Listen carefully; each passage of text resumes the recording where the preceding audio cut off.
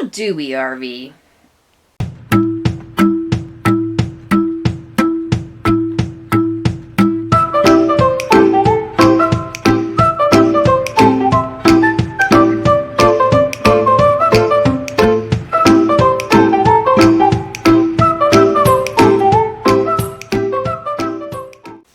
Because Brent still works full time, we RV in little chunks. Yeah, basically when I get my holidays, we'll take 1 or 2 or 3, usually 2 or 3 weeks at a shot, and pick one main destination. We've chosen our destinations in the last few years with things like Well, there was rallies or the rally. weddings, wedding, singular on that one, or birthday parties or a ball tournament or something like that. That would be a main thing that we want to attend. So this year we did not choose our destination based on that. We chose our destination on 2 years ago. 2 years ago, where we were going to go after we went to a Grand Design rally in Alberta.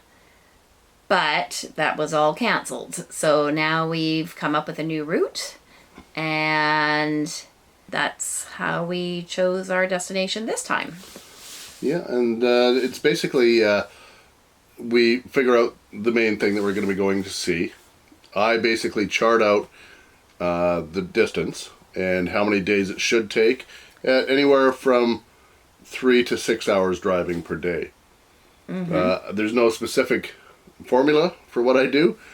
I just try and figure out how long it's going to take to get there, depending on the roads, or if there's something that I would like to stop at, say at 3.5 hours down the road, or if there's something at 6 hours down the road on the way to our main destination.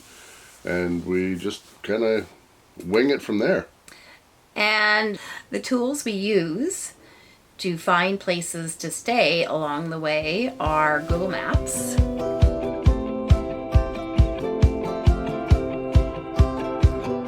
and the main one that I use besides that is Passport America, which we are lifetime memberships of.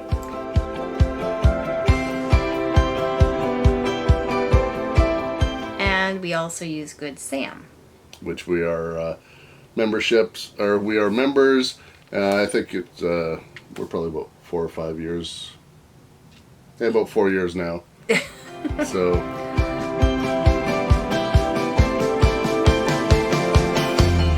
when we're headed towards a destination, we'll use this year's trip plan to, for example, Brent typically doesn't like to drive a whole lot of hours in a day. 6 is my max. But a lot of factors go into that. If it's a very hot day, depending on what time of year we travel, if we're traveling, say, May to August, it's typically warmer weather, which would be harder on the vehicles, harder on the tires, harder on the suspension, etc., etc., etc., etc., etc. And I would break it down to probably 3 or 4 hours on a hot day. Where if it's raining, I wouldn't mind traveling 5.5 or 6 hours. It all depends on where we expect to be. There's a general area that I try and shoot for. So this year, our first night is a 6 and a bit hours away. It's about 5.25 hours, yeah. Oh, I thought it was 6. Okay. But that's the longest leg of this entire trip that we're going to be doing.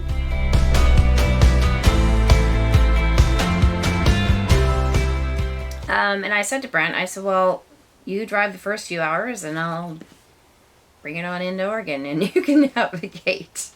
Because I don't mind to drive. Brent recently, as we showed you a couple episodes ago, is official, has his code 7, and if he's in the truck, then I can drive legally. Just one of us has to have the code 7 at this point. I will eventually be getting it. Because what would I do if Brent's not around? She just needs a little bit of practice on backing up and cornering and such. I have no problem going straight down the highway. It gets a little bit. Hey, I pulled into a gas station when we were on our way back from Alberta last time. Mm-hmm. Got it right in there. Didn't hit anything. Yeah. And it was his problem to get it out, though. Yeah.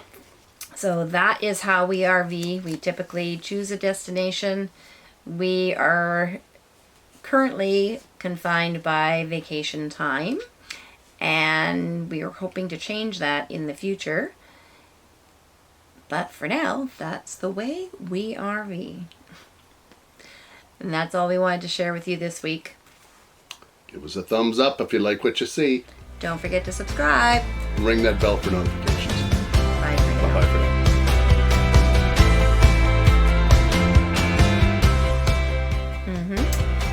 And we have chosen our destinations.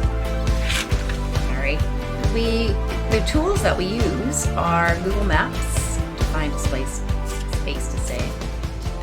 Let's try that again.